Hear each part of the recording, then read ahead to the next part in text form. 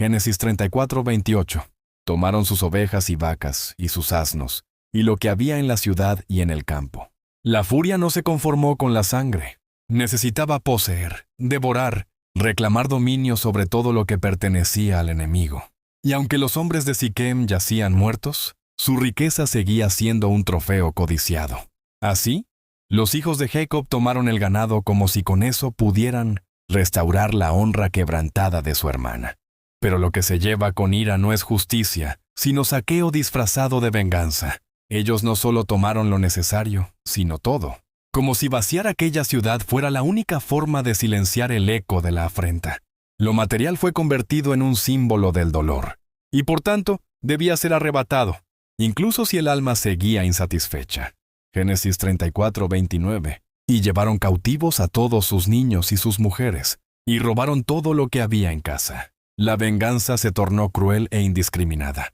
No solo los hombres murieron, sino que los inocentes fueron tomados como botín. Mujeres que no participaron de la decisión de Siquem. Niños que no conocieron la malicia de aquel acto.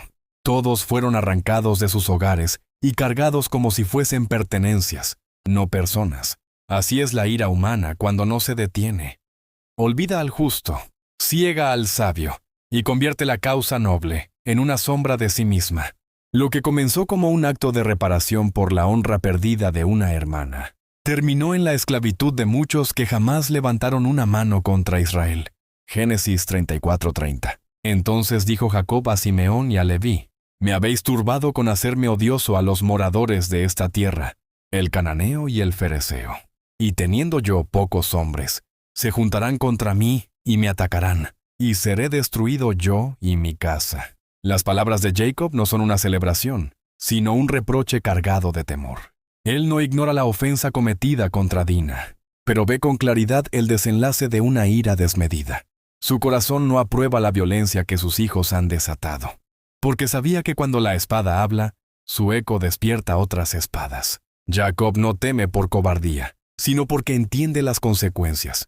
La reputación de su familia ha quedado manchada, no por ser víctimas, sino por haber respondido con excesiva dureza. El peligro no era solo externo, sino moral. Una casa fundada en la promesa de Dios no debía cimentarse sobre el odio, sino sobre la fe.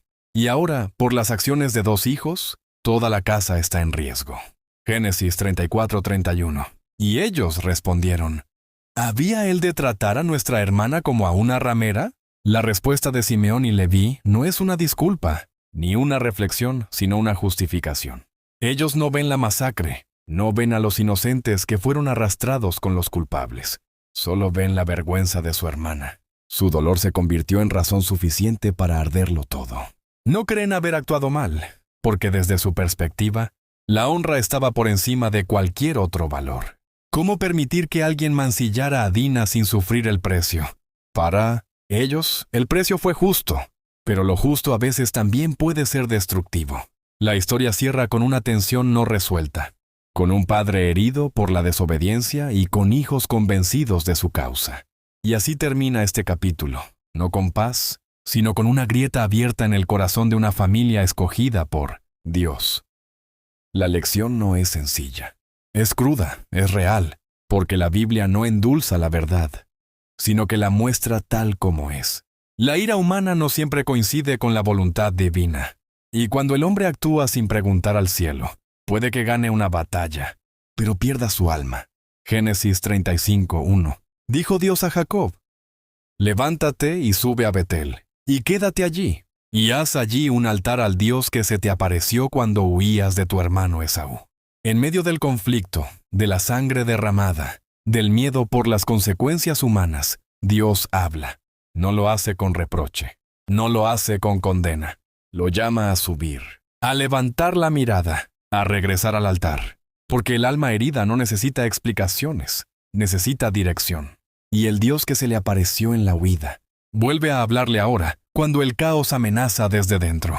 Le pide algo sencillo pero profundo.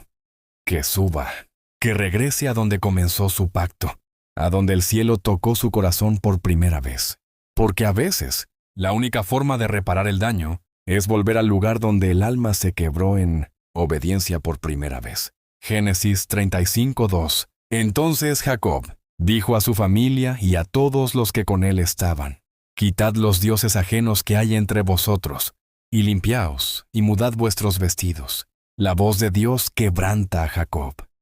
Y por primera vez en mucho tiempo, Jacob se alza como cabeza espiritual de su casa. No les pide un cambio superficial, sino una purificación total. Les exige que suelten los ídolos, que se limpien, que se vistan de nuevo. Porque no se puede edificar altar con manos manchadas. No se puede adorar llevando consigo la carga de lo profano. La transformación exterior debía reflejar una decisión interior. Jacob entendió que para ascender a Betel, primero debía descender a la raíz de su pecado. Génesis 35:3. Y levantémonos, y subamos a Betel, y haré allí altar al Dios que me respondió en el día de mi angustia, y ha estado conmigo en el camino que he andado. Jacob no solo les ordena, también les recuerda. Les habla del Dios que lo respondió, del Dios que no lo dejó solo, del Dios que lo guardó aun cuando él no entendía el camino. Y esa es la esencia del verdadero arrepentimiento. No solo renunciar al pecado, sino reconocer la fidelidad divina en medio del error. Porque cuando miramos atrás y vemos que Dios ha estado allí, incluso cuando nosotros estábamos lejos, no podemos hacer otra cosa más que volver corriendo a Él. Génesis 35:4. Así dieron a Jacob todos los dioses ajenos que había en poder de ellos, y los zarcillos que estaban en sus orejas. Y Jacob los escondió debajo de una encina que estaba junto a Siquem.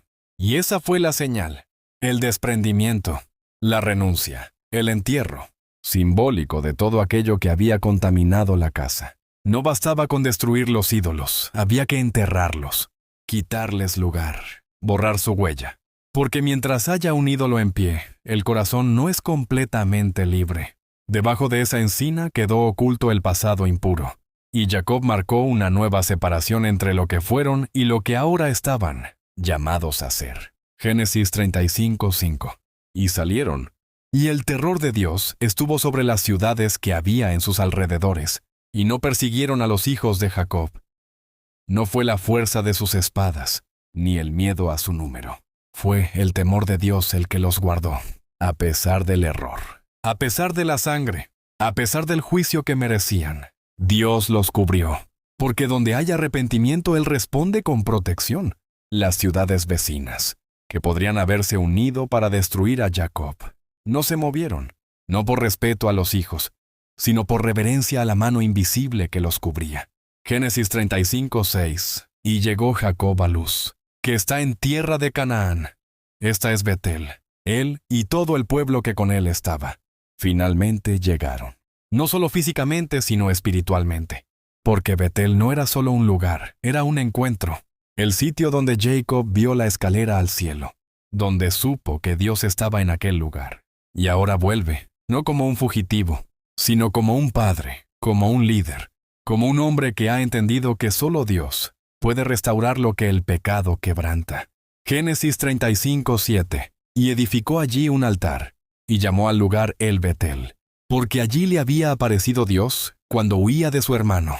Jacob cumplió su voto, levantó el altar, adoró, y nombró el lugar no por sí mismo, sino por Dios. El Betel, el Dios de Betel. Porque ya no se trataba del lugar, sino del Dios que habita en ese lugar. Y esa es la señal del corazón rendido. Deja de hablar de sus logros, y empieza a exaltar al Dios que lo sostuvo. Génesis 35:8. Entonces murió Débora, ama de Rebeca, y fue sepultada al pie de Betel, debajo de una encina, la cual fue llamada Alon Bakut. En medio del ascenso espiritual, llega la muerte. Débora, la anciana fiel, la servidora silenciosa, muere, y su muerte no pasa desapercibida. Lloran por ella. Le ponen nombre al árbol que guarda su descanso. Alon Bakut, encina del llanto.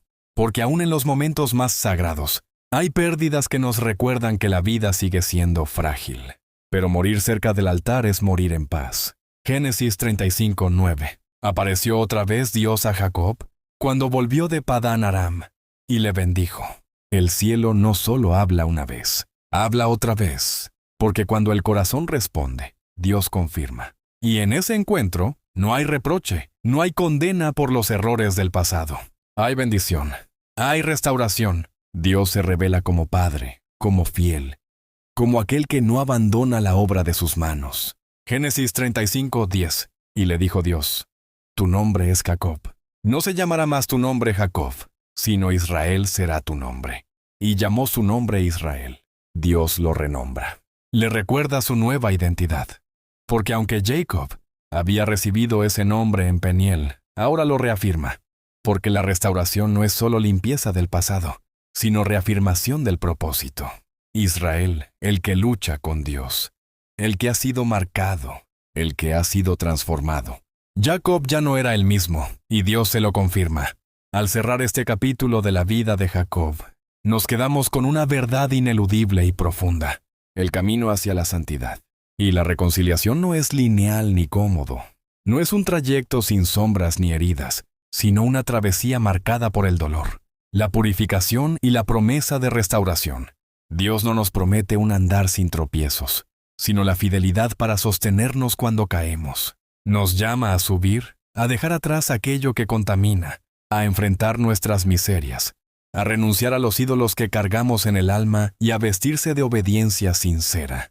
Jacob nos enseña que la verdadera bendición está en la ausencia de conflictos, ni en la conquista fácil, sino en el encuentro constante con el Dios que responde en la angustia, que acompaña en el viaje, que cambia nuestro nombre y nos da identidad nueva, porque el Dios de Betel es un Dios que transforma, que levanta de las caídas, que sana lo roto y nos invita a caminar no con orgullo ni con venganza, sino con fe humilde y corazón abierto. Que esta historia sea un espejo para nuestra propia vida, que nos desafíe a reconocer nuestras heridas, a soltar lo que nos aleja de Dios, a perdonar incluso cuando la justicia humana duele, y a confiar en que, aun cuando no entendamos, Él nos guiará hacia la paz verdadera. En medio de la tormenta, en el valle oscuro, en el silencio de la soledad, Dios está presente. Y eso, aunque no se vea ni se comprenda siempre, es suficiente para continuar. Que así sea.